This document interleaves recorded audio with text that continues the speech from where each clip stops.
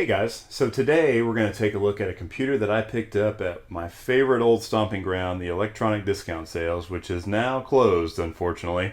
But I was able to get a couple of cool things, including this Macintosh SE. I've done a couple of things to kind of upgrade it and make it a little bit more modern, so let's take a look at those now. Let's take a quick look at my original computer hunting video. You'll notice that sitting on the shelf is a Macintosh SE with a very modest Radius Accelerator 16 sticker on the front. Well, me being a sucker for weird hardware, I knew I had to have this, and it was only $50 at the time, so I picked it up. Now, I do want to take a moment to give a shout out to the guys who collect these compact Macintoshes, because getting files onto these machines is a real pain in the butt. My goal with this build was to make files easily transferable between a modern computer and this computer, to allow me to run older Macintosh software and play some old Macintosh games, the likes of which many I've never really explored because of this limitation. Now, this particular Macintosh SE has a really odd configuration. It has the accelerator board, but it also has 4 megabytes of RAM and two 800K floppy drives. So no hard disk, which is really strange that somebody would go and upgrade this machine and add all of this power and performance and not even have a hard disk. So I'm not sure what this computer did in its previous life, but obviously I had to change that and add a hard disk. Now I could go source some 30-year-old scuzzy hard disk, throw it in here, wipe it, and install the OS and be done with it. But that wouldn't really resolve the overall issue of trying to make transferring files to this computer a lot easier. Now this is where the Aztec monster comes in. This device allows you to use a compact flash card in place of a scuzzy hard drive. It's got a wide 50-pin scuzzy connector on one end, as well as a standard Molex power connector, and then you plug your compact flash card in, set your scuzzy ID, it terminates the connection, and as far as the computer is concerned, as long as the space is supported, the capacity of the drive, it sees it as a standard hard disk. Fantastic solution. Now, what I wanted to do with this device is actually mount it in place of one of the floppy drives. I'm only going to need one floppy drive in this machine, so I could sacrifice one of those and mount the Aztec monster in its place. Now, what I've done is actually mounted the Aztec monster in with some spacers to make it line up with the opening for the floppy disk. That way, the compact flash card is easily accessible through the slot on the floppy drive.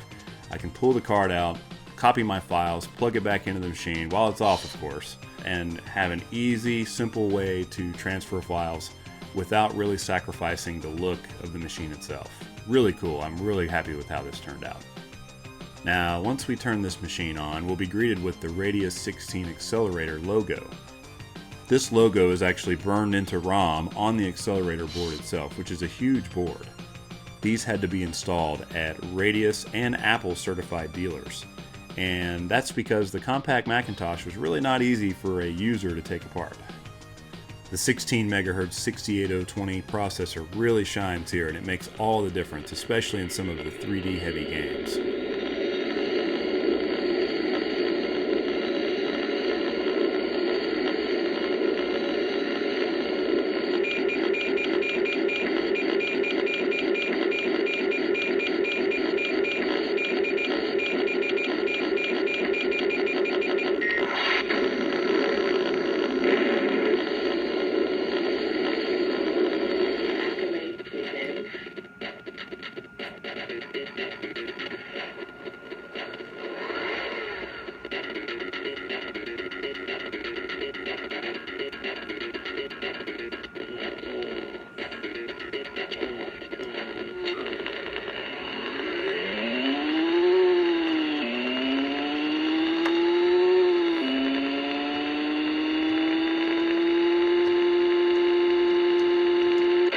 Now, one thing I really like about the CPU accelerator is that you can enable or disable it. One issue I've run into is that when I actually did the OS install, the CPU accelerator was enabled, so whenever I disable it, it throws up a sad Mac error. I'm sure if I went in and reinstalled the OS from scratch, it would probably fix that, but I don't ever use it without the CPU accelerator disabled anyway, so it doesn't really matter. This, combined with the speed of the compact flash card and the near silent operation, really makes this the ideal compact Macintosh, especially for gaming. Now, I finished this build a few months ago and actually had the chance to display it at the Let's Play Gaming Expo in Plano, Texas. I had this machine running with Oregon Trail, which surprisingly was a huge hit, especially with the younger crowd. A lot of kids were sitting down and playing through the entire game, which was really fun to watch. And it really made this whole project even more rewarding. So, that's pretty much it. I have to say I'm very pleased with how it turned out. I'd always wanted to build a Macintosh like this that made files very easy to transfer, and I believe having the compact flash solution really makes all the difference. Especially with these machines that have 800K floppy disks. Really, the only way to get software on these is if you don't have original floppies, then just transferring files. You either have to set up some type of rudimentary old Apple network or use a bridge computer like a Macintosh, an older Macintosh that's got a floppy drive but also has a CD-ROM drive or an internet connection. So it kind of gets a little messy. This is perfect. You can just pull the card out, plug it into your computer, use something like Mac Drive, copy files over. Couldn't be easier. It's great. Fantastic. Best way to play old Macintosh games or mess around with a lot of older Macintosh software. But anyways, hope you guys enjoyed and thanks for watching.